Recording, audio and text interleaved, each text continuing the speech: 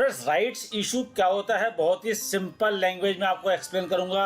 बस आप video last तक देखिएगा, आपको पूरी चीज एकदम से समझ में आ जाएगी। फ्रेंड्स, इस चैनल पर हम फ्री स्टॉक मार्केट कोर्स चलाते हैं, जहां हम stock market basics, fundamental analysis, technical analysis, trading psychology और मिसलेनियस टॉपिक कवर करते हैं। और आज का जो टॉपिक है एक मिसलेनियस टॉपिक है। इससे पहले भी हमने बहुत सारे वीडियो बनाए हैं और इस सीरीज में हमने एक और वीडियो बनाया था, इसमें ट्रेड टू ट्रेड की बात हमने की थी।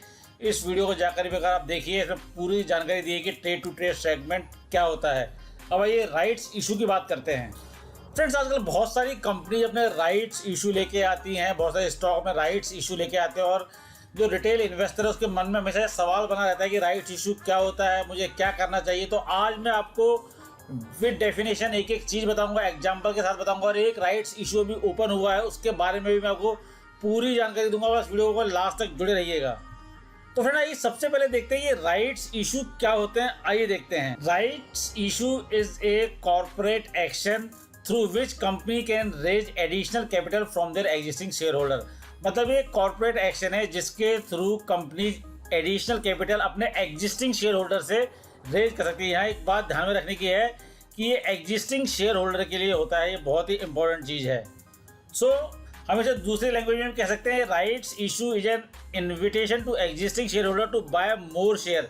लेकिन अब आपके मन में एक सवाल उठ सकता है कि we can always buy share from market, why from rights issue. की जो एग्जिस्टिंग इन्वेस्टर है, शेयर होल्डर है, वो मार्केट से शेयर बाय कर सकता है, तो राइट्स इशू से शेयर क्यों लेगा? फ्रेंड्स, एक एक कंफ्यूजन का, एक एक डाउट का पूरा जवाब दूंगा।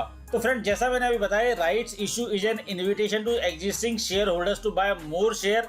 तो आपके मन में सवाल उठा कि जो एग्जिस्टिंग शेयर होल्डर है वो राइट्स इशू में शेयर क्यों लेगा, वो ओपन मार्केट से ही खरीद लेगा।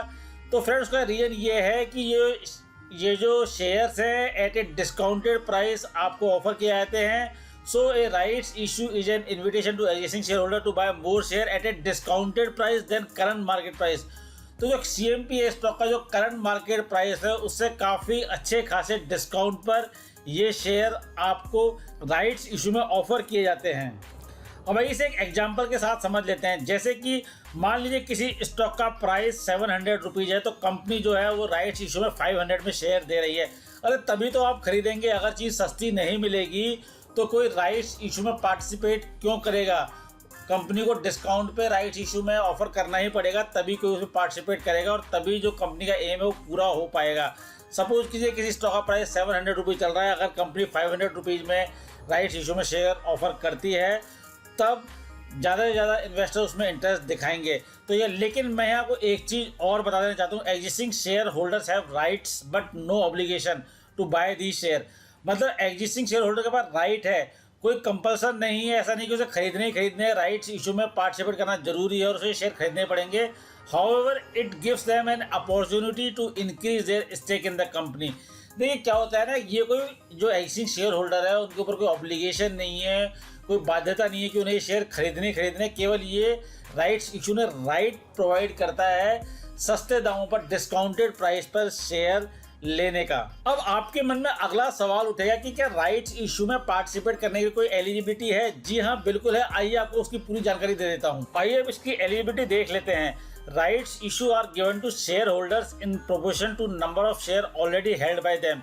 देखिए क्या होता है, जो एग्जिस्टिंग शेयर होल्डर है जिनके डीमैट अकाउंट में कंपनी के शेयर हैं, तो कुछ प्रोपोर्शंस में उनको ये शेयर दिए जाते हैं। ये जो प्रोपोर्शन होता है ये वेरी भी कर सकता है। तो सबसे पहली कंडीशन तो क्या होगी, अगर आप किसी कंपनी के राइट्स इशू में पार्टिसिपेट करना चाहते हैं तो आप उस कंपनी के शेयर होल्डर होने बहुत जरूरी है। आपके डीमैट अकाउंट में वो शेयर होने चाहिए। और एक और कंडीशन और है इसमें, these stock should be in share holders position before the record date and ex date. देखिए, रिकॉर्ड डेट और एक्स डेट से पहले आपके डीमैट अकाउंट में इस कंपनी के शेयर होने चाहिए, अगर आप राइट्स इशू में पार्टिसिपेट करना चाहते हैं तो। अब आपके मन में फिर से एक सवाल उठेगा कि रिकॉर्ड डेट क्या होती है, एक्स डेट क्या होती है। देखिए, इस चैनल पर मैं आपके सारे क्वेश्चंस का आंसर दूंगा, बस आप लास्ट तक जुड़े रहिए। तो ये रिकॉर्ड डेट और एक्स डेट को भी जान लेते हैं। आइए सबसे पहले रिकॉर्ड डेट की बात करते हैं। Day on which company sees its records to check which share holder qualify for rights issues called the record date. मतलब रिकॉर्ड डेट वो डेट होती है जिस दिन कंपनी अपने रिकॉर्ड चेक करती है, तो उस डेट को आप शेयर होल्डर है या नहीं ये रिकॉर्ड डेट होती है। अब आइए एक्स डेट की बात करते हैं। एक्स डेट जो होती है 1 day before the record date होती है। शेयर बॉट ऑन और after the ex date a day before record date are not eligible for the rights issue. देखिए, अगर रिकॉर्ड डेट से एक दिन पहले आपने शेयर बाई किए हैं, उसके बाद बाई किए हैं, तो आप राइट्स इशू के लिए एलिजिबल नहीं है। ऐसा इसलिए क्योंकि मान लीजिए आपने अगर आज शेयर बाई किए हैं तो वो T+2 डेज में आपके डीमैट अकाउंट में आता है। तो अगर आपने एक्स डेट, मान लीजिए आज के दिन कोई शेयर बाई किया, तो उसके अगले दिन रिकॉर्ड डेट है, तो आपके डीमैट अकाउंट में वो शेयर दिखाएगा नहीं। और जब कंपनी में रिकॉर्ड चेक करेगी तो आपका नाम शेयर होल्डर की लिस्ट में नहीं होगा, क्योंकि वो T+2 डेज के बाद में आता है। इसलिए जब भी कंपनी राइट्स इशू निकालती है तो रिकॉर्ड डेट और एक्स डेट जरूर निकालती है। तो रिकॉर्ड डेट से हमें कोशिश करनी चाहिए कि 3-4 दिन पहले ही अगर हम पार्टिसिपेट करना चाहते हैं तो शेयर खरीद लें, ताकि जब कंपनी अपने रिकॉर्ड चेक करे तो एज ए शेयर होल्डर हमारा नाम वहाँ दिखाई दे, जिससे कि हम राइट्स इशू में पार्टिसिपेट कर सकें। When we buy a share, it takes T+2 days to come to Demat account. So shares that are bought on X date or after will not reflect in your account on the record date, making you ineligible for rights issue. अब आपके मन में फिर से यह सवाल उठेगा कि कंपनियां राइट्स इशू लाती ही क्यों? आइए इसका भी मैं आपको जवाब दे देता हूँ।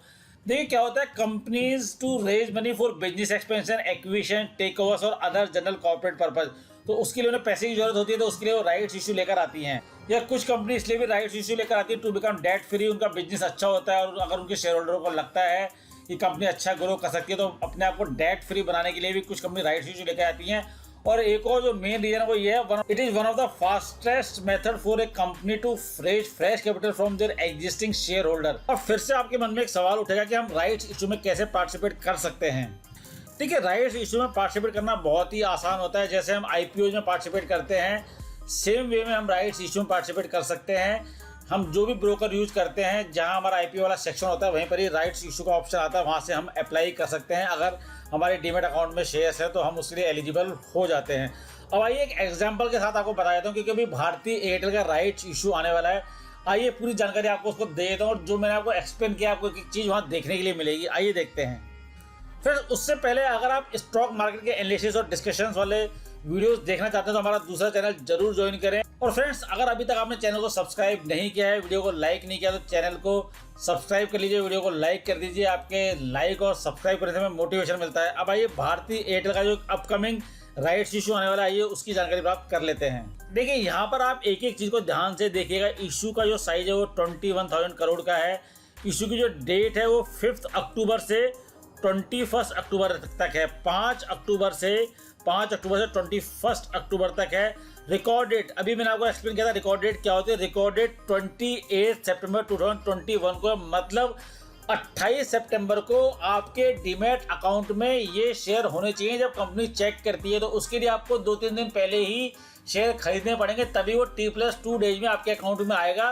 तो रिकॉर्ड डेट का मतलब है कंपनी उस दिन अपने रिकॉर्ड चेक करेगी, और 28 सितंबर के दिन, तो उस दिन आप कंपनी के शेयर होल्डर होने चाहिए। देखिए, राइट्स इशू का प्राइस भी देख लेते हैं। मैंने आपको अभी बताया था कि कुछ डिस्काउंट पे मिलता है।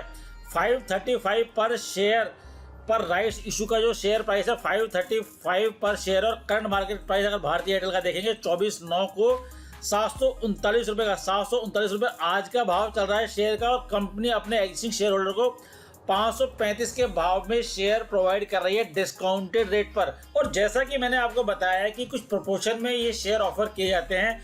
तो अगर आपके पास 14 शेयर हैं, अगर आपके पास में 14 शेयर हैं तो आप एक शेयर के लिए एंटाइटल्ड हैं। तो आप अपने शेयर में से जितने भी शेयर है उसको 14 से डिवाइड कर लीजिए, तो उतने शेयर के लिए आप एंटाइटल्ड हैं, और आपको 535 के पर शेयर के रेट में शेयर अलॉट हो सकता है। और मैं यहाँ पर एक और चीज़ बताना चाहूँगा, जो भी शेयर होल्डर है, अगर कंपनी अच्छी है, आपका कंपनी में विश्वास है, तो उनको राइट्स इशू में पार्टिसिपेट करना चाहिए, क्योंकि कंपनी बहुत ही डिस्काउंटेड प्राइस पर शेयर लेकर आती है, और बाद में जब ये राइट्स इशू ओवर हो जाता है तो एडजस्टेड प्राइस भी आता है। इसलिए जो शेयर होल्डर है, एटलीस्ट उन्हें मेरे हिसाब से इसमें राइट्स इशू में पार्टिसिपेट करना चाहिए। लेकिन ये मेरा पर्सनल ओपिनियन है, मेरा पर्सनल व्यू है। आप कोई भी ट्रेड या इन्वेस्ट करने से पहले अपना एनालिसिस करें या फिर अपने फाइनेंशियल एडवाइजर की सलाह जरूर लें। फ्रेंड्स, अगर आपने आज कुछ नया सीखा है तो वीडियो को लाइक और सब्सक्राइब जरूर कीजिएगा। आप हमें टेलीग्राम पर भी ज्वाइन कर सकते हैं, आप हमें ट्विटर पर फॉलो कर सकते हैं, इंस्टा पर फॉलो कर सकते हैं। वीडियो को शेयर जरूर कीजिए ताकि ज़्यादा से ज़्यादा लोग राइट्स इशू के बारे में जान सकें। जय हिंद।